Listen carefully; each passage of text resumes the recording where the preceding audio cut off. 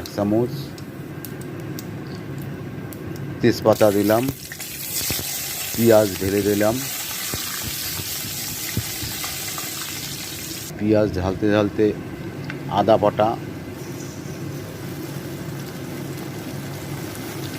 আদা বাটার পরে দিলাম লঙ্কা বাটা, কাঁচা লঙ্কা, আমরা কাঁচা লঙ্কা ব্যবহার করি।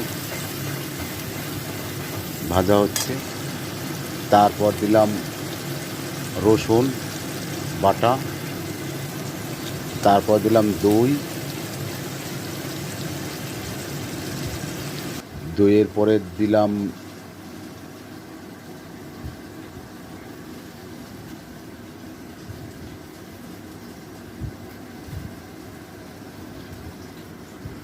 এক চামচ হলুদ এর গুঁড়া,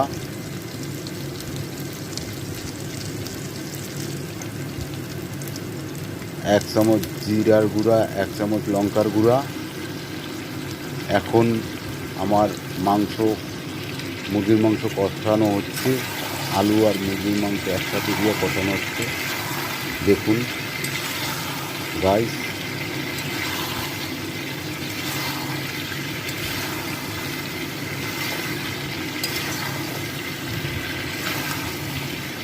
আসলে একটু সাইড হয়ে গেছে, আমি এক হাতে ক্যামেরা ধরে আর এক হাতে কাজ করছি।